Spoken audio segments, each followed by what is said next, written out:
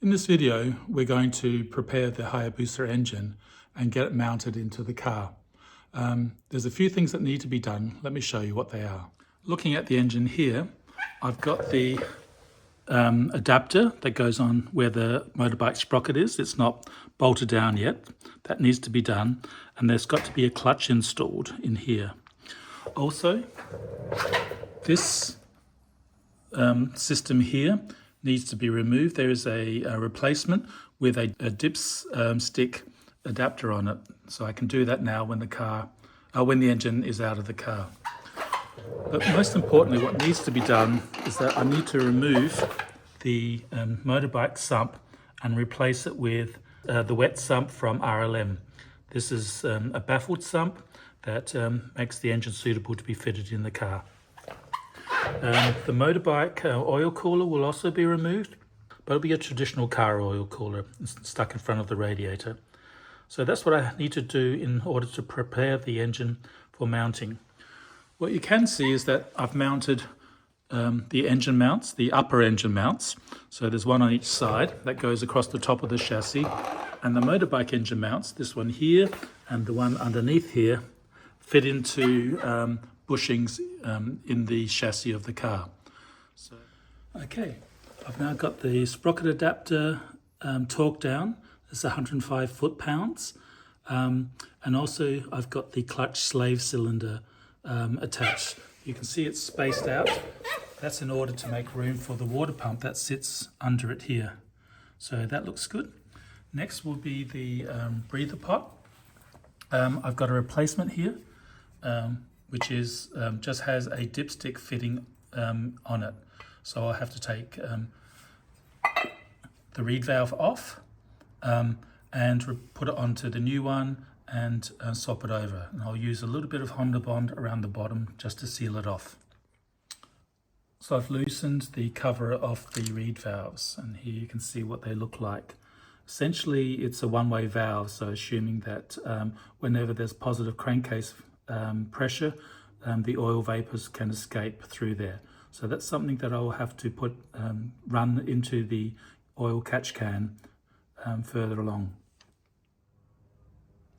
Okay, here is the breather pot, newly installed with the dipstick.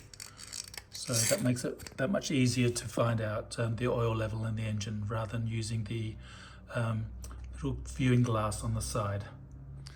Now I've got the engine under the lift. What I'm planning to do is to strap the engine by the engine mounts onto the lift and to raise the engine. The idea being that I need to drain the oil, whatever oil is inside it, before I actually take off the sump. So that's what I'm going to do now.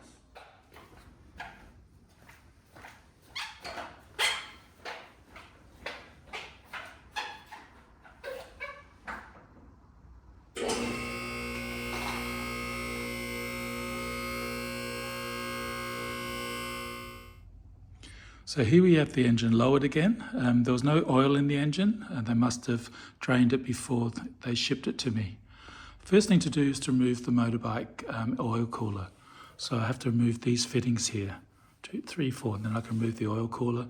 Then I can remove the oil filter and start the modifications for the RLM sump. Okay, I've got the oil cooler off and the oil filter off. Now I have to replace where the oil cooler connected with these fittings here. That will then be where I hook in the external oil cooler. So here is the oil filter housing, and you can see there's a bypass directly through here. Now, in the kit, on the standard bike, there is a hole in this bypass that allows oil to go to bypass the actual oil cooler. Now what we want to do, we want to ensure that that doesn't happen with our external cooler, that the oil always goes through the cooler. So we have a replacement grub screw that doesn't have the hole drilled in it. So we'll install that now. Okay, here we have the sump off from the bike. We see the bike pickup.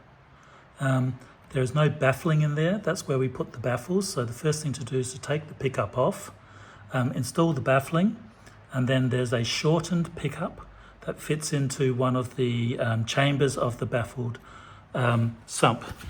Now, just to have a look at it, this is what it looks like. So you can see it's heavily baffled. It's a beautiful piece of milled aluminium. So we'll put that on, making sure that we Loctite the bolts appropriately. Those coming loose would be disaster. And they're also, I think I'll wire up these bolts too, put safety wire in to make sure they never come loose. Okay, we've got the sump all buttoned up now.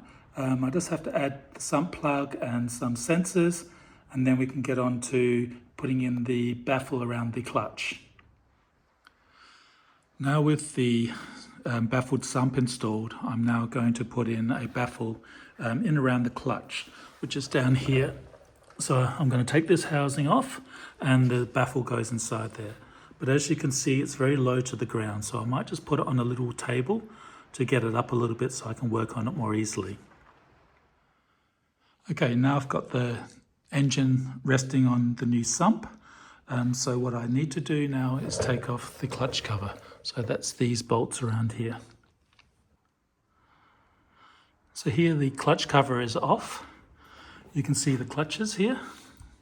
And the baffle actually goes down here by those two holes. It basically just baffles those two holes over. So I just need to undo the screws, that one, and insert the baffle, and then clean up the flange, put a new gasket in, and button it up again, and then we're done.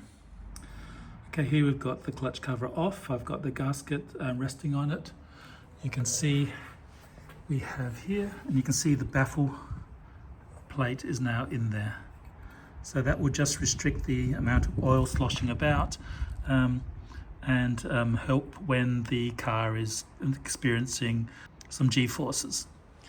Okay, here we have the clutch cover back on. The baffle plate is in there. And the last thing to do is to connect a braided line onto this pressure sensor and bring it up to the top.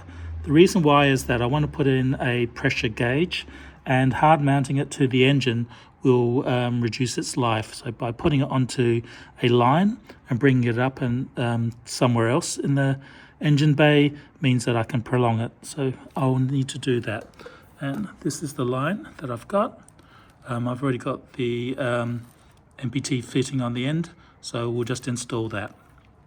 So here we have the engine prepped. The sump's in, and the baffles are in the clutch. We've got the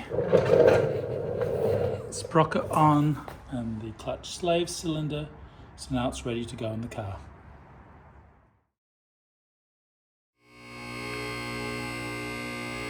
It's looking good. Okay, we've got the engine up. The car is underneath.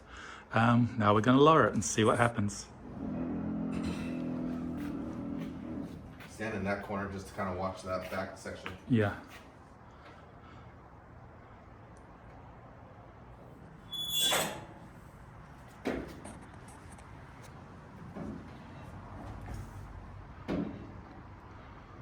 Keep going, keep going.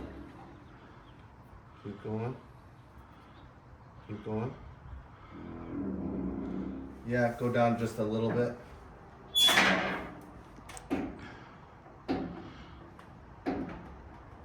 Stop, stop.